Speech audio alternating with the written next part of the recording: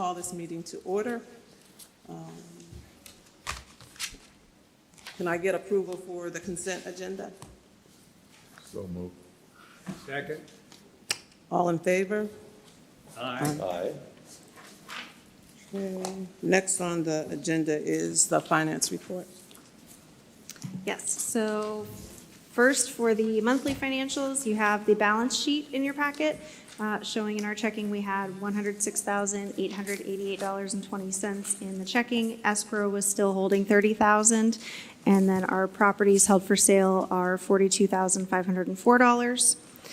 On the back of that should be the profit and loss, showing that we are currently at a net income of $47,581.64.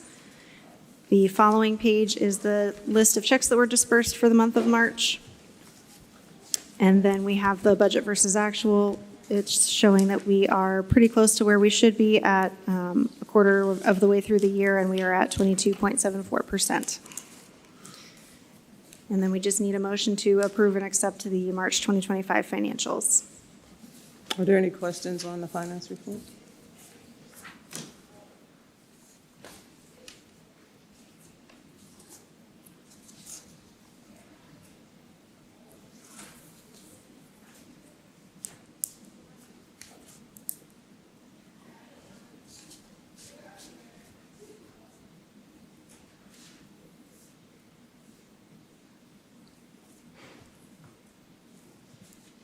Any questions?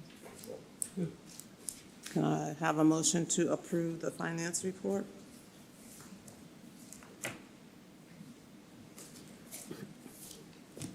I'll make that motion. Second.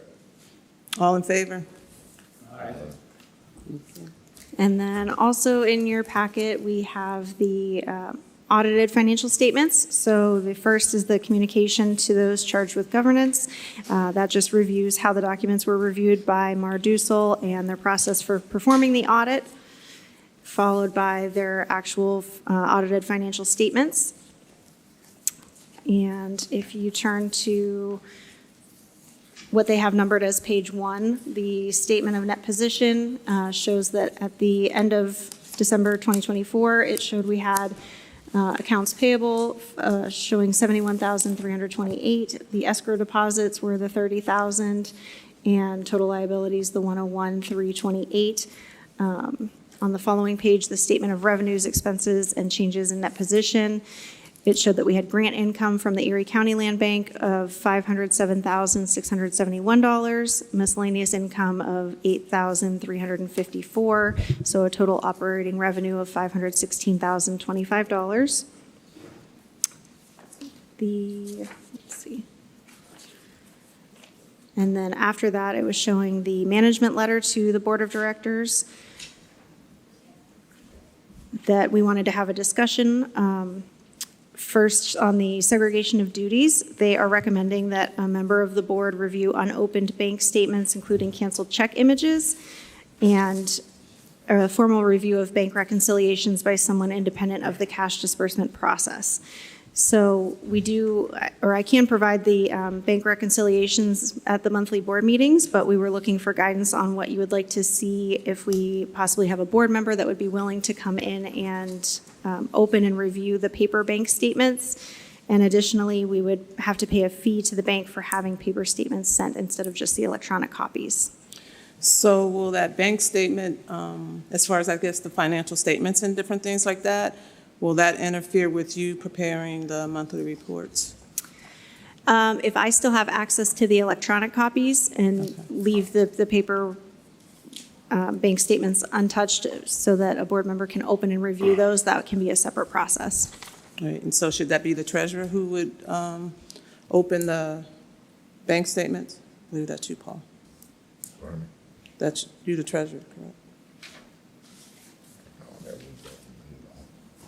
Is Paul the treasurer? Paul is the treasurer. Yes. Yeah. I'm sorry, I didn't follow that. Oh, so the auditor that we had for the 2024 financials is recommending that we have somebody from the board willing to come in and open physical paper bank statements. Okay, that's fine, I've done it before. Each month? Okay. Yeah. What about the segregation of like the duties?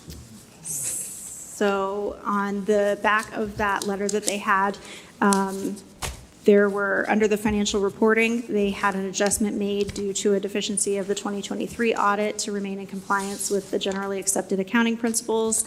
And then below that, for the journal entries and policies and procedures, we are preparing a procedure to review and approve for the May board meeting that we'll present at that time.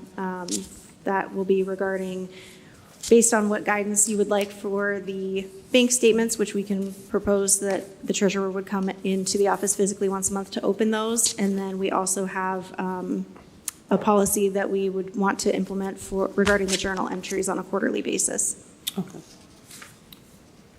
And I'm going to put my redevelopment authority hat on, so I assume that we would do the same at the redevelopment authority books and procedures, or but more complicated, probably. Undetermined. So we do. Undetermined, okay. We are planning on having policies and procedures implemented that are not currently in writing right now for the redevelopment authority.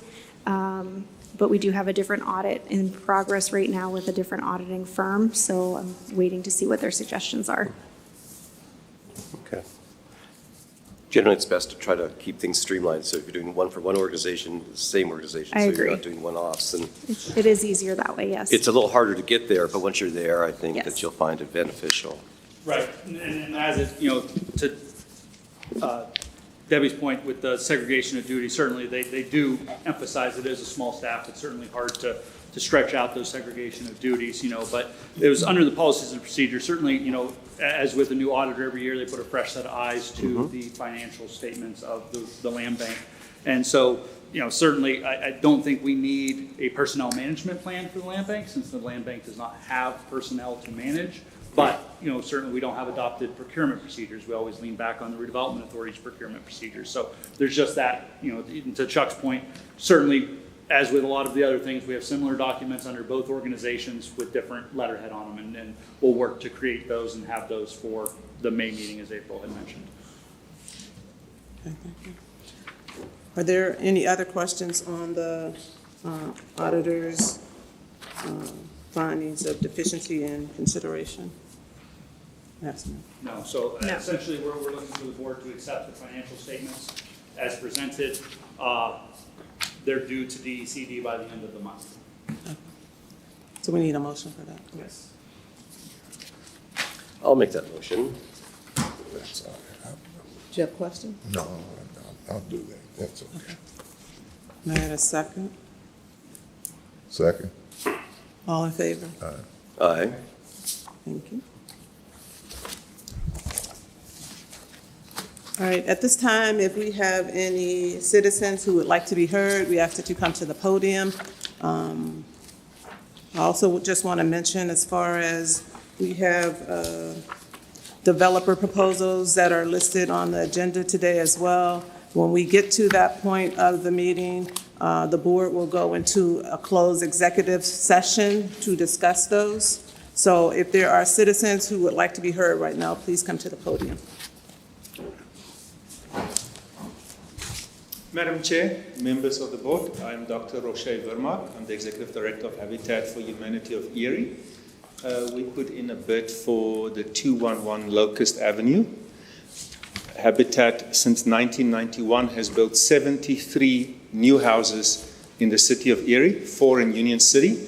We are completing a house in East Lawn Parkway. We just broke ground on 2 more houses that we're going to build on 29th Street.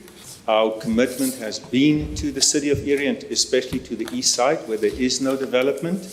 Our market is low to moderate income families who cannot go to a mortgage lender or a bank and get a traditional mortgage. They don't have the money, they don't have a 20% down, and they don't have the credit score.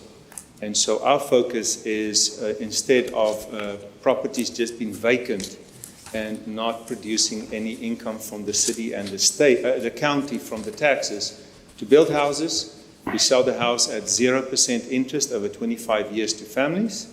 And so a $100,000 house cost them $100,000 over the 25 years. And if we were able to successfully bid on this property and receive it, we would either build in October of this year, would take us about 5 months over the winter. Otherwise, we would break ground in April of 26, and it would take us about 3 to 4 months to finish a house on that property. I don't know if there are any questions for us. Yes? I think that's a double lot, isn't it? Yes. Will you be putting up one house or two houses? I spoke with Aaron this morning, and originally it was a triple. If the city would allow us to divide it into 2 or 3, we would build 2 to 3 houses. Yeah. It seems a bit of extravagant to have such a large lot for just one family. Yeah, as he mentioned, it was originally in the development of that neighborhood, it was 3 parcels under the original subdivision, but Locust was combined into 1 parcel. And what are the dimensions of it? It's big. I'll have to get back to you. But, yeah. 120 Oh, front. 120 frontage, and the houses in that neighborhood would be 50-foot lots, 40-foot lots, do we know? They were 40-foot lots. Okay. The rest of the neighborhood is 40-foot lots. Now, So- behind it, there is some other lots that were combined, I'm sure, over development and in open lots, there was a lot that was combined. So if we allowed them to put 3 up, with 3 40-foot lots, that would fit the neighborhood. We would only permit them to do whatever zoning and planning commission would permit them to do. Because there's topographical issues with this property, or? I'm not a site engineer. Yeah. Is this flat? Is this a flat parcel? Some of my site selection, 2 realtors went to look at it, and they were just ecstatic about it. So whatever we need to do in terms of moving earth and land with the city's permission, we'll do it. Thank you. For us, it's just a wonderful opportunity that came along. I got a question, just for the public record. Where exactly is 221 Locust? 221 Locust is located on the west side of State Street, up around about the 3400 block behind the WICU building in the neighborhood up in there in the Glenwood Hills neighborhood. Has there been any discussion with any of the people that own property up there? Or is there rental housing up in that area, or is this homeowners? It's a question. One of the proposals is from a neighbor directly across the street. We've had numerous conversations with neighbors in the area over the lengthy process of remediating and mitigating the blight of this lot. But as far as a public meeting or public input on the development, certainly that is open and up to whatever developer purchases the lot and builds it. Okay, that's off of 34th and State? It's up in that area. I'm not exactly sure. All right, I'll It's- find it. But Okay. if you turn off of by WICU, it's up in that neighborhood. Okay. Yeah, and our intent is we do not rent out. We make people homeowners. Thank you. Mr. Smith, thank you.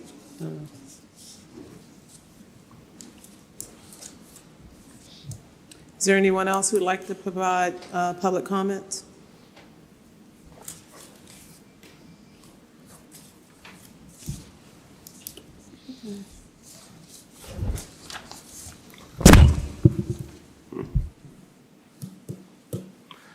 Okay, all All right. right.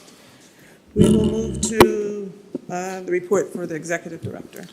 I do not have a report for the board today. Essentially, my report is going to be the discussion on the proposals that we have in front of the board today, along with the habitat and the website later on in the agenda. All right, thank you. We have the solicitor's report. Good afternoon, Board. Gene Summer, happy to be here. You have within your packet, you would have the April report from my office. First and foremost, I wanted you to see where we stand with regard to a number of pending transactions. We are going to provide the board with monthly updates as to what transactions we've been able to close and those that have not yet closed, where they stand within that process. The next topic is with regard to the outstanding real estate tax issues. So we're continuing to work with, and we've talked about in the past, working with the different row offices to make sure that we've addressed and to the satisfaction of all the different offices, addressed back taxes and municipal liens and the like. So we're continuing to work with those row offices to accomplish those. So we've been able to address many of those as a result of preparing these properties for sale and getting them to closing, because we have to have those issues resolved to convey clear title, and that's what we're doing. The next topic of interest is with regard to the property at 621 Wallace Street. This was a long-standing matter where we acquired the property, and there was a holdover within the property. What I have done, and also with Aaron's office, is to make sure that what we followed was the proper procedures to provide notification to that holdover. It was more than a year process. I spoke to that tenant. I loosely say tenant on a number of occasions. There were numerous visits. Assurances were provided by that individual that they were working on and then ultimately had secured replacement housing. We provided them with any number of contacts to acquire replacement housing throughout that year-long process. When the actual removal took place, they were provided with 30-day notice of that date. So hand delivery, posting of the property, a very extensive process was undergone and undertaken so that this tenant was not just thrown to the curb. So I'm comfortable with the process. We have not heard any further contact from this individual since then. This person had my direct dial office, had my direct phone, my office, and also the various people within this office as well, so that if there were any concerns that we would have and did help throughout the process. So I want to assure the board that that the proper procedures were undertaken with a lot of extra time provided to this individual. If there's any questions, I'm more than happy to discuss that process with them. And the fact, I think that it's telling that we have not heard anything further from that individual or anyone as a representative on behalf of that individual. So I think that that's telling that the procedures and the time frame that were undertaken were proper and appropriate. The quiet title actions are encouraging in how they're. Hold on. Yes, sir. I got a comment to make about 621. Yes, What I sir. would like to see in the future, and I think it's only appropriate, that any kind of contact you make with someone facing, especially eviction notice, that it's documented and it's done in writing, dates and time of your contact, what you gave the tenant.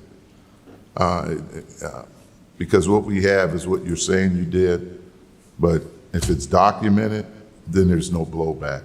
Got away with it this time, but in the future, we may not be as smooth. And I'm happy to provide the board with all of the documentation, not only with regard to this property, but with regard to other properties as well. It's very well documented, and I understand the concern that the board would have is all of a sudden they're being approached and saying, how is it that you pulled the carpet out from someone? And that's not the situation that happened here, and certainly will not be the situation hailing forward. But I have absolutely no problem with providing the board with detailed documentation confirmation, because when I speak to someone on the phone, there is an internal memorandum that is generated by me and my office that goes in the file. Spoke with Susie Q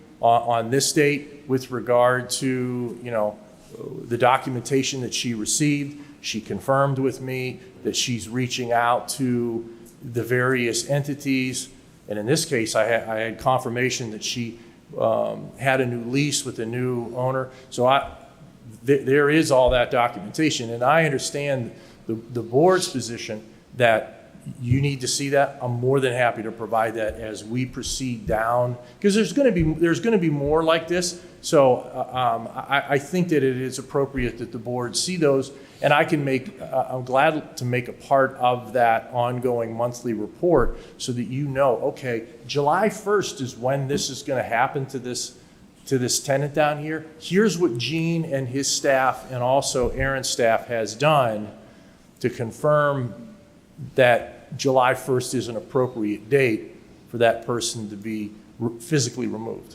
Right. So I echo, what Gene said, and to the point that we, got away with it this time. Certainly, this has been well documented. We can go back and pull out Gene's solicitor reports along with our own internal documentation as far as communications, visits to the property, photos of documentation. We made every attempt to communicate, to guide, to lead, and to assist this individual with the necessary placement into something. We ultimately can't force anybody to follow up with a recommendation that's provided. That's where it is. But I mean, we document to the same level we do with everything else that we touch as far as individuals and client support. So, we have the backup documentation, and it's readily available. Okay, thank you. And I understand that going forward, how important that is for the board, and I'll make sure that is a priority. And let me just jump in. I will also jump in. I've been in those situations in my previous career. I put out a number of people, probably 100 families in my career. Never a good day. And so I thank you for your consideration, your patience, your understanding. Sometimes with mental illness issues pop up, folks are not able to make great decisions. It sounds like this could be an example. So as we develop policies, procedures, I'd be happy to weigh in and give you little experiences.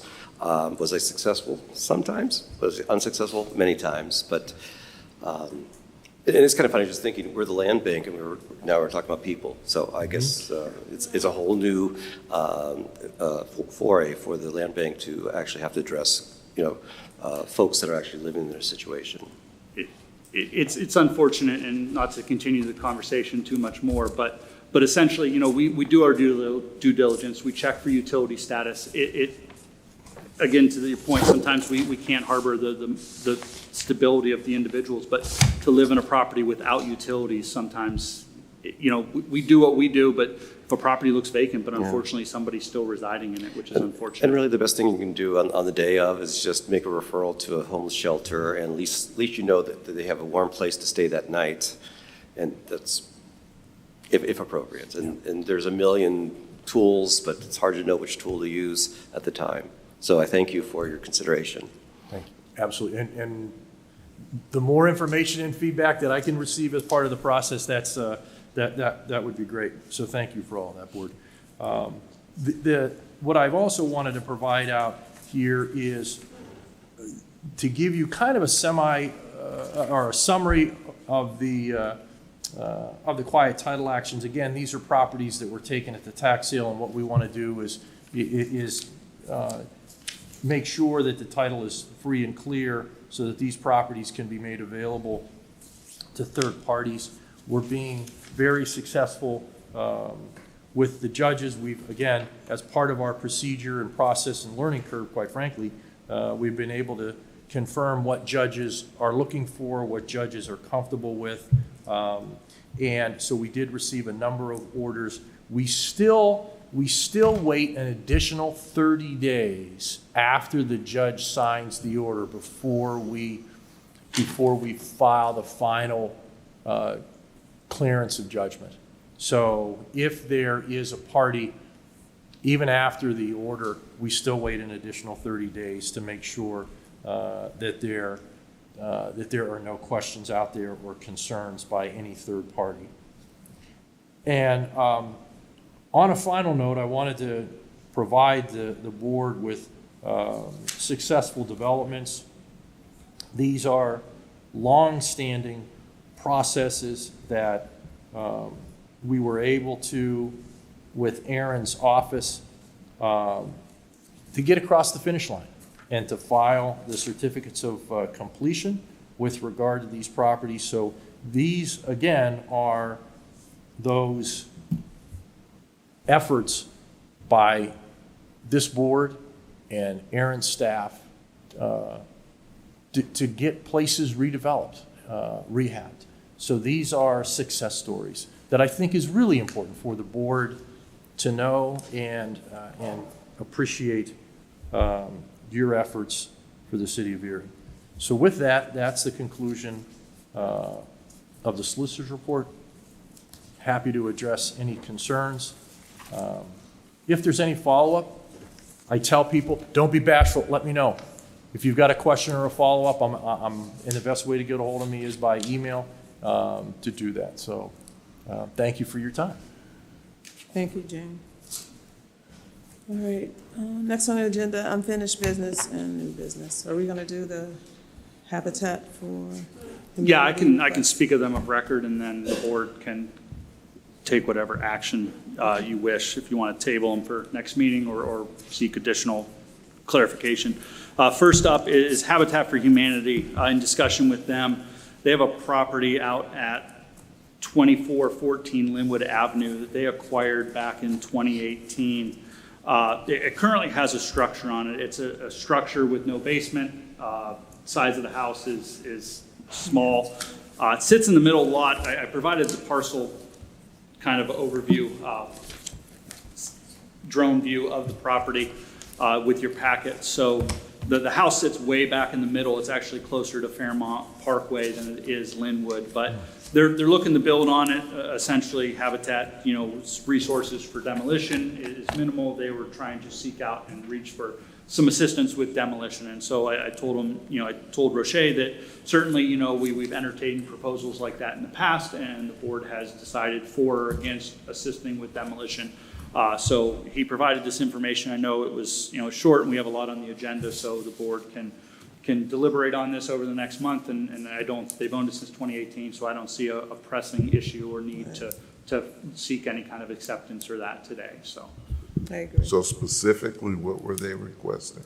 They're requesting funding for demolition. For demo? Yes. But they plan to build something in the near future, which is our big objective here. That is their plan, is to build in the near future. So it's a property that's been vacant since 2018. There is no code history on it, so it's just kind of resided in the middle of the block for 7 years with no occupancy, so. How much would demolition cost for something like this, Aaron? Given there's no foundation in the size of the structure, it would potentially probably be around about $4,000 for something of this similar stature. All right. And I can certainly solicit for bids and have that, as a recommendation for the board to consider at the May meeting, if that is. No, I was just actually inquiring. I was just inquiring as to how much demolition would cost. Okay.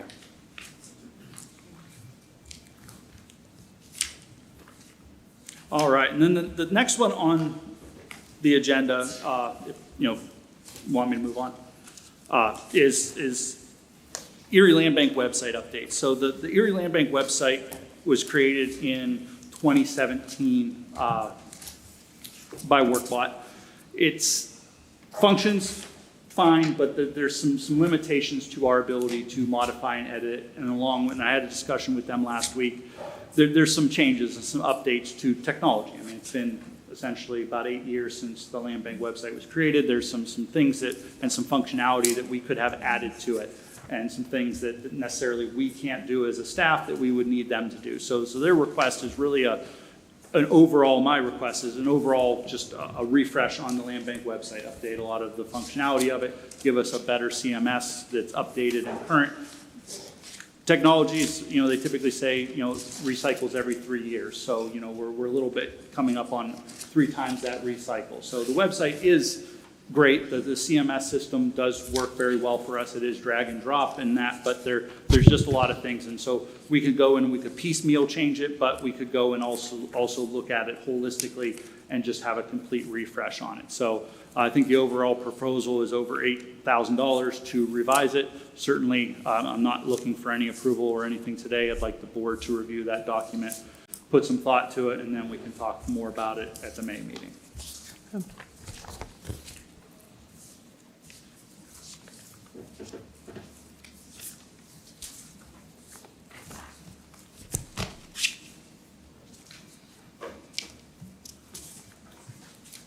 Any comments on that? No? No. Okay. So next one is vacant lot proposals. And so, we can certainly review these ones and then we can talk about the other one, the next number 4 and 5. So vacant side lot proposals. And so what we've done, and so the board is aware over the last several months, we revised the policies and procedures. So we're looking at vacant lots differently. Vacant lots for development and vacant lots for side lots. So you'll see them as we move forward. We're going to specifically put on, vacant lots as side lots. So essentially, we may have one side lot owner who wants a lot, or we may have competing side lot owners. So as you can see in the spreadsheet that's attached, we have a couple parcels where there's, competing side lot owners, and then there's some where there's just one. So these are as a response to reaching out to the side lot owners, informing them that we own the lot, and requesting if they would be interested in purchasing that lot to combine with their parcel. So, we worked through with Gene as a reminder for the board, any side lot at the time of closing, we combine those parcels. So there is no longer a standalone parcel next to their lot, no separate tax, it's all combined into one taxable parcel. So, I don't know how you wish to proceed. I know we certainly, there's 427 Liberty has 2 proposals. Those are both one proposal from each property owner on the left and right of that property. 51921 East 25th Street only has one from Dan Fior, who owns a commercial building to the east of the vacant lot. 623 East 11th Street is a property owner at 621 East 11th Street. 102 East 24th Street, which is a property owner who owns the rental property next door.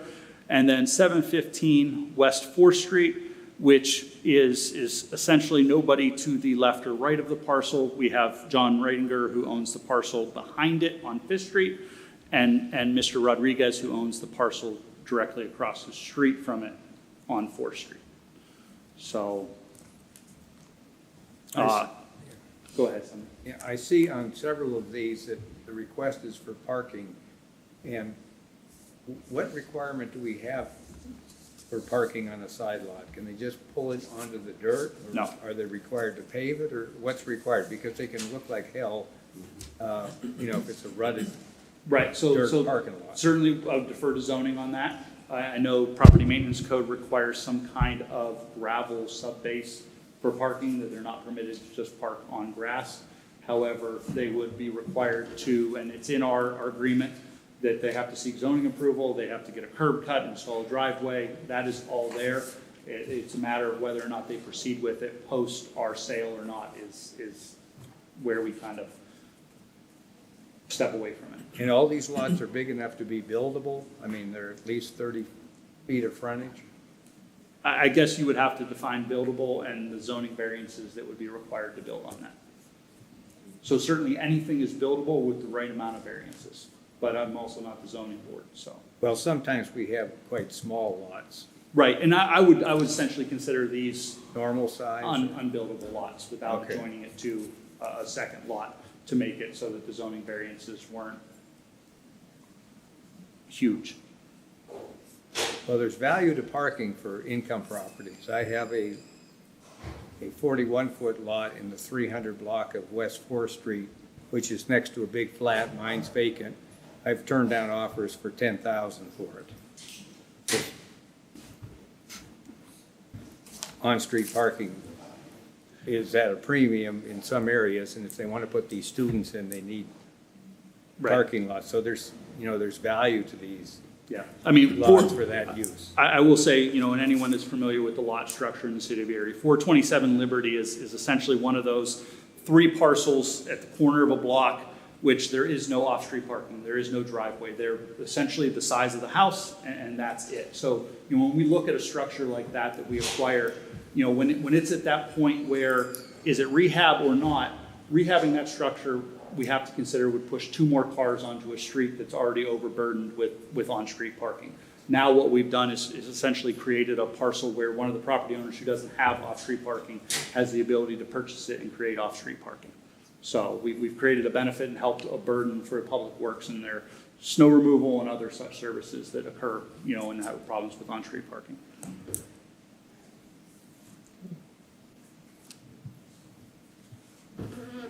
I was just going to jump in.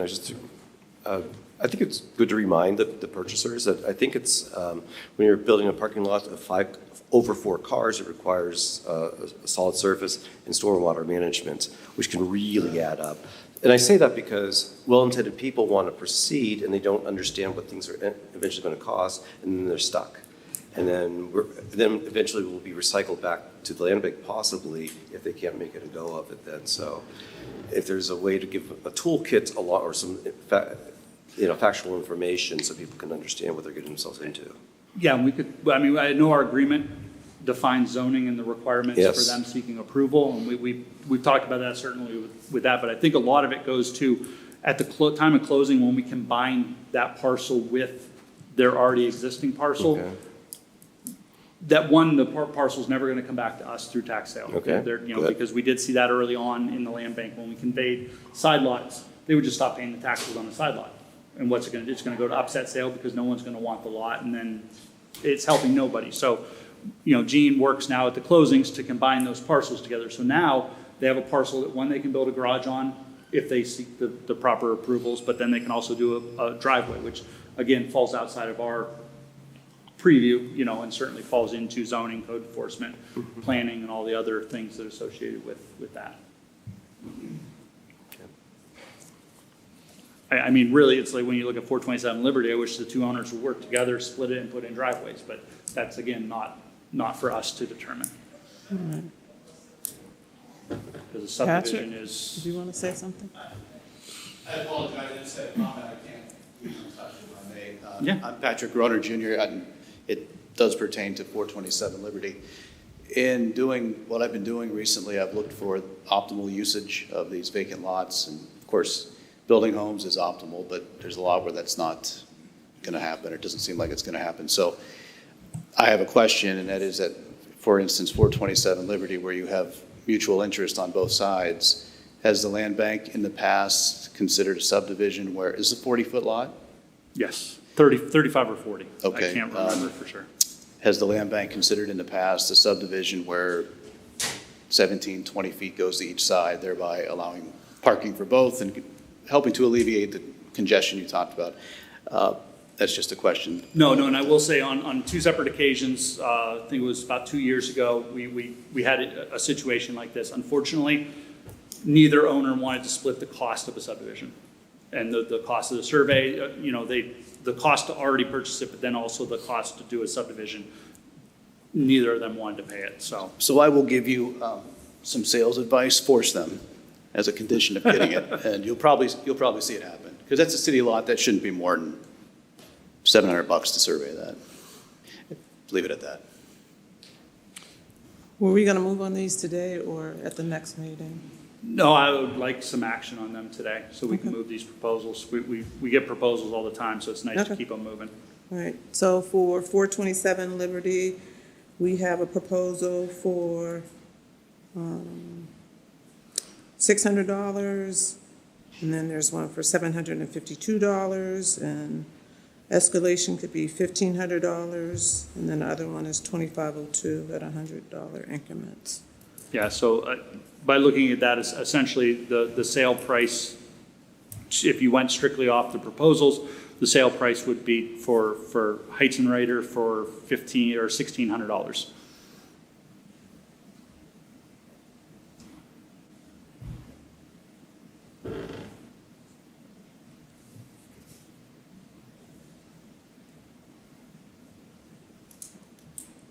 I would move that. So Aaron, where there has the past due taxes, that 50682, is that what is, who's past due taxes? I think that's on our lot. I think that's Okay. that's our lot. Which is something just for administrative purposes, that's something we have to work on exonerating prior to sale. So we'll be putting a resolution together for the board for that. Okay. Thank you. Now, I will say, I mean, at the will of the board, if the board wants, as Mr. Groner suggested, to work with the property owners, we can certainly do that as well. So, I mean, everything's on the table. I mean, again, it's the will of the board as far as a decision on these properties.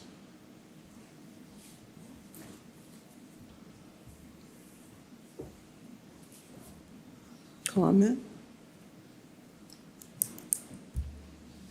I mean, I guess for me, where We the, do flip a coin. I mean, yeah. well, I guess for me, the person who wants to construct a garage on the property that he owns versus Just with the a side. Stillwater Yeah. management, my preference would be to give it to the homeowner. Okay, I agree. I'm assuming. They're Scott? both investment properties. They're both They're both- investment? yep, Okay. they're both All right. investment All right. properties. Thank you for that clarification. Now, is that a solid plan, or is that just, To build a garage, yeah, I guess I didn't clarify that, and I'm not gonna speak one way or the other for that. So, I mean, we we've had hear, that before. yeah, exactly, then, yeah, you're there, so, yeah, I mean, we hear a lot and we don't see sometimes, so. As a non-voting member, would it be possible to take upon the recommendation and then come back to this property? Could the board move forward that they would like you to go see if you can do that, and then, so maybe table that one and come back to the other property? That is, yes, the board could, the board could, myself and the staff are willing to do whatever the board wishes. It's the will of the board, and so if the board wants us to reach out to both property owners and see if there's a mutual subdivision, we can do that. So what is the board's preference? I would go with Mr. Heights and Raider because he plans to construct a garage and he has the higher bid.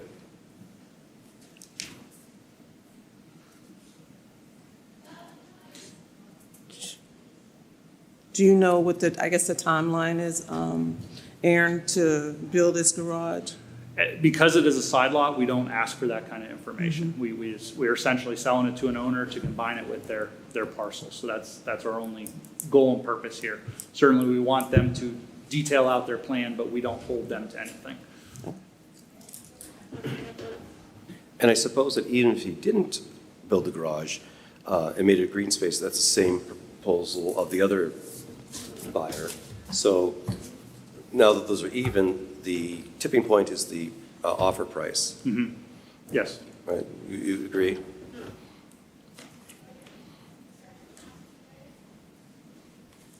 So the Heights and Raider bid would be the preferred, I guess. That's how I look at it. I mean, the garage would be great because it would also possibly add taxes in the future. But at least it's, something. Yeah.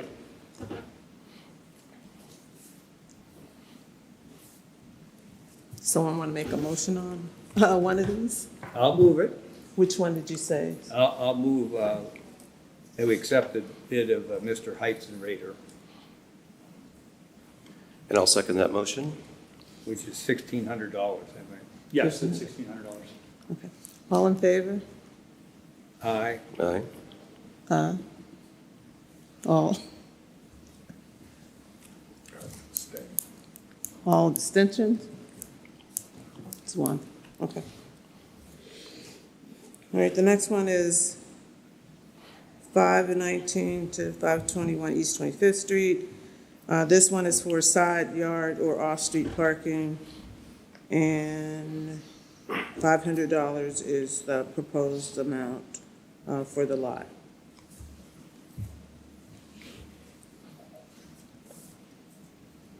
And I'll move that on the basis of, as it was explained to me, that this deed will merge into the other property, so this is, And yet it would be combined with a commercial property. I'll move it. Second. All in favor? Aye. Aye. 623 East 11th Street.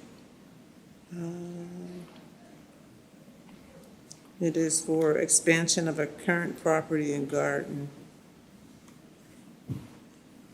Make a motion, we accept that. Please. I'll second it. All in favor? Aye. 102 East 24th Street. This owns the next door rental. It's for side yard, garden, parking, children play area, and the proposed bid is $1,000. Is that a vacant lot there, Aaron? 102? Yeah. Yes, Okay. Is that right on the corner? right on the corner. 24th? Yes. Okay. Yeah, okay. Yeah. Now, that next door rental, is that the unit that's vacant? That I'm not sure. We didn't confirm Okay. occupancy.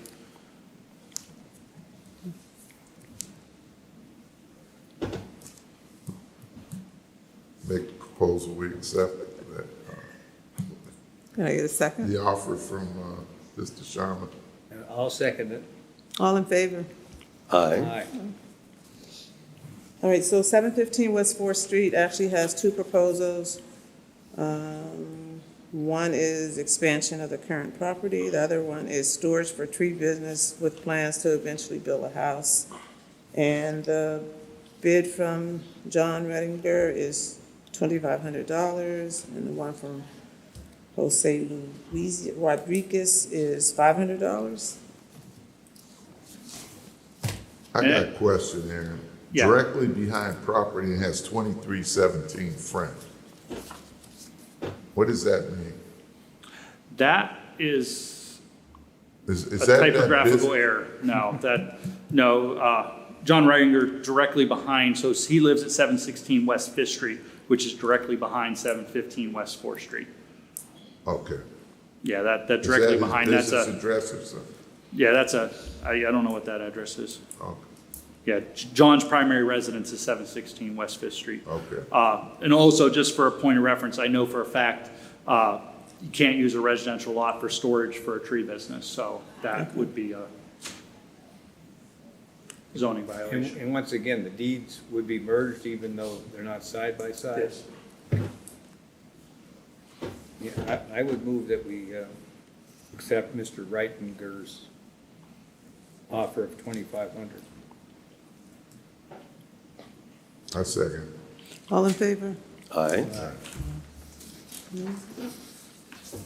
Okay, that's it for vacant lot developer proposals. Yeah, one of the things I wanted to bring up, and I'll bring it up in executive session, I have some questions on several other properties owned by the redevelopment authority that we've discussed in the past. And I just don't want to bring it up publicly now, but I'll bring it up in the executive session. Just have some concerns about where we're going forward with it. Okay, all right. We will dismiss this meeting right here, and the board will go into a closed executive meeting. Thank you.